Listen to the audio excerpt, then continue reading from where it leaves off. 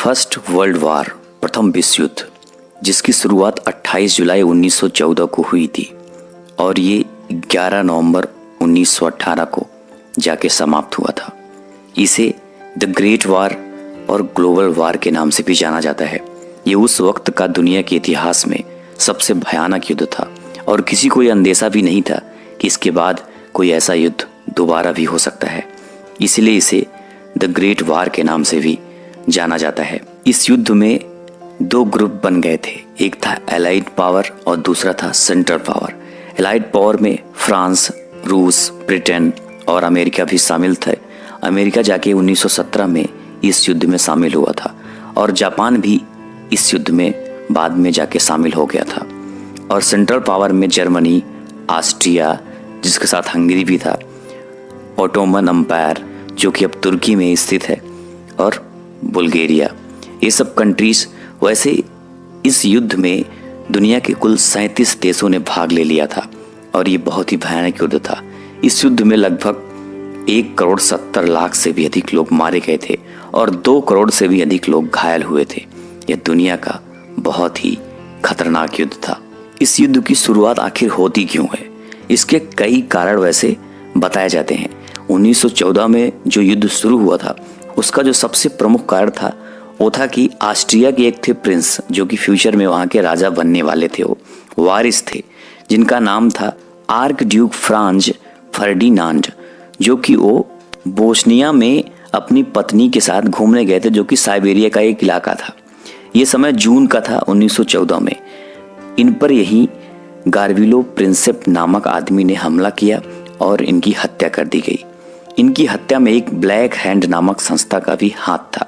और बस इसी के बाद 28 जुलाई 1914 को ऑस्ट्रेलिया ने साइबेरिया पर हमला कर दिया।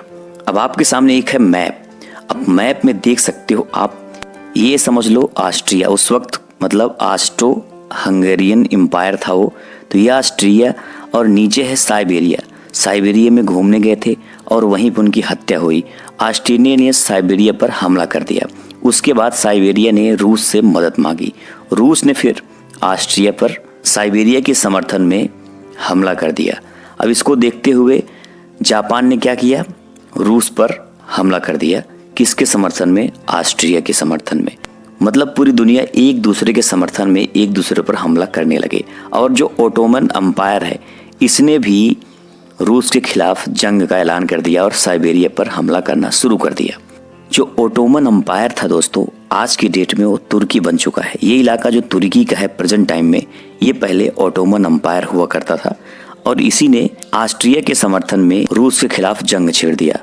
बस युद्ध की शुरुआत हो चुकी थी। धीरे धीरे फ्रांस भी जर्मनी के खिलाफ युद्ध का ऐलान कर दिया। उधर ग्रेट ब्रिटेन भी जर्मनी के खिलाफ युद्ध का ऐलान कर दिया। मतलब अब ये दोनों एलाइड पावर और सेंट्रल पावर एक दूसरे के अगेंस्ट युद्ध करना शुरू कर दिए थे। जो आपको मैप में दिख रहा है मेन इलाका युद्ध का यही था। इसी के इर्द गिर्द जो पूरा युद्ध था वो लड़ा गया था। और इस युद्ध में दोस्तों भारत भी शामिल था, क्योंकि आप सभी जानते हो उस वक्त ब्रिटिश हुकूमत थी भारत में, ग्रेट ब्रिटेन, ये देखो।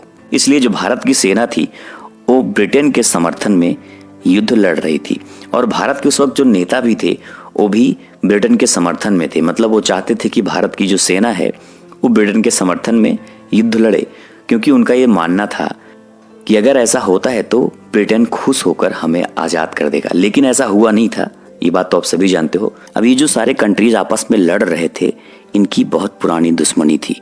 इसी पुरानी दुश्मनी की वजह से ये जैसे दुश्मन का दुश्मन दोस्त, बस इसी हिसाब से युद्ध पूरा लड़ा ही गया था।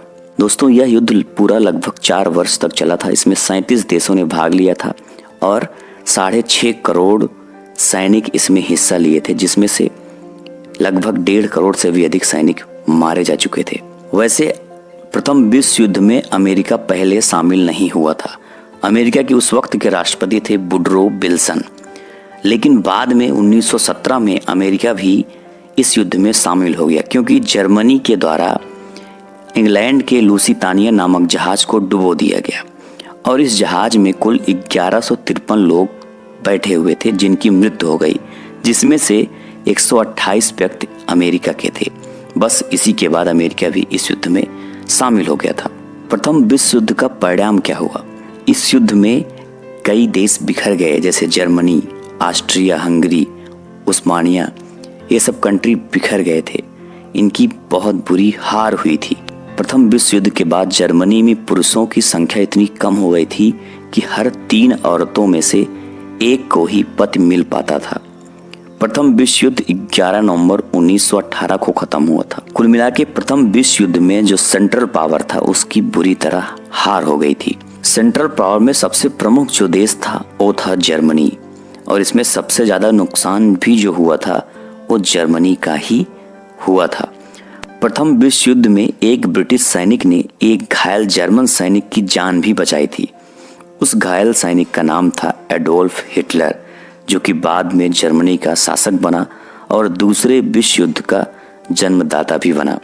अगले वीडियो में मैं आपको एडोल्फ हिटलर की भी कहानी बताऊंगा। उसके बाद द्वितीय विश्व युद्ध कैसे शुरू हुआ, क्या हुआ, ये भी मैं आपको जरूर बताऊंगा।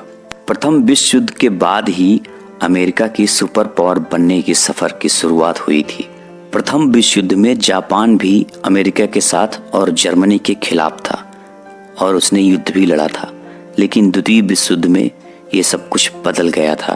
तो ये कहानी थी प्रथम विश्व युद्ध की। वीडियो अच्छी लगी तो लाइक करना, और जो लोग नए हो चैनल पे, चैनल को सब्सक्राइब करके बेल आइकन जरूर प्रेस करना। मिलते हैं फिर नेक्स्ट वीडियो में, तब तक के लिए जय हिंद, जय भारत।